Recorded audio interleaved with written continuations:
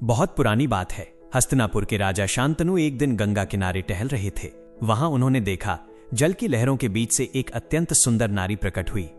वो नारी और कोई नहीं, स्वयं देवी गंगा थी। उनका रूप इतना तेजस्वी था कि राजा की दृष्टि उनसे हट ही नहीं पा रही थी। राजा ने उसी क्षण निश्चय कर लिया कि वे गंगा से विवाह करेंगे।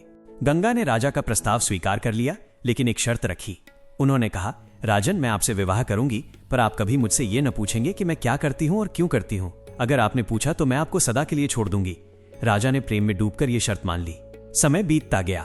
गंगा ने पहला पुत्र जन्मा, पर जैसे ही वो बालक जन्मा, गंगा ने उसे अपनी गोद में उठाया और शांत भाव से नदी के जल में बहा दिया।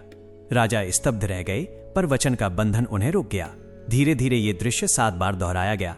हर बार गंगा पुत्र को जन्म देती और नदी में प्रवाहित कर देती। राजा का हृदय कराह उठता, पर वे कुछ नहीं कह पाते थे। जब 8वां पुत्र हुआ तो राजा अब और सह नहीं सके। उन्होंने दौड़कर गंगा का हाथ रोक लिया और बोले, देवी, यह कैसी निष्ठुरता है? कौन सी मां अपने ही बच्चों को यूं बहा देती है?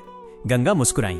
उनकी आंखों में करुणा थी, पर चेहरा शांत था। उन्होंने कहा, राजन, आपने वचन तोड़ दिया है, पर अब समय आ गया है कि मैं सच्चाई बताऊं। गंगा ने बताया कि जिन शिशुओं को उन्होंने जल में समर्पित किया, वे वास्तव में स्वर्ग के 8 वसु थे, देवता, जिन्होंने एक बार पृथ्वी पर आकर ऋषि वशिष्ठ की अद्भुत गाय नंदिनी को चुरा लिया था।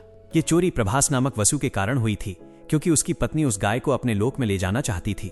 ऋषि वशिष्ठ क्रोधित हुए और उन्होंने 8 वसुओं को श्राप दिया कि वे मानव रूप में जन्म लेंगे। वसुओं ने क्षमा मांगी तो ऋषि ने कहा, 7 वसु जन्म लेते ही मुक्त हो जाएंगे, पर प्रभास को संपूर्ण जीवन मानव रूप में रहना होगा। गंगा ने शांत स्वर में कहा, मैं इन वसुओं को मुक्त करने पृथ्वी पर आई थी। 7 को मैंने अपने जल में समा लिया और ये 8वां पुत्र प्रभास अब तुम्हारे हवाले कर रही हूँ। फिर उन्होंने राजा की ओर देखा और बोली, ये बालक तुम्हारा पुत्र है, जो आगे चलकर देवव्रत कहलाएगा और इतिहास में भीष्म पितामह के नाम से अमर होगा। इतना कहकर गंगा स्वर्ग लोक को लौट गईं। राजा शांतनु अपने शिशु को बाहों में लिए खड़े रह गए।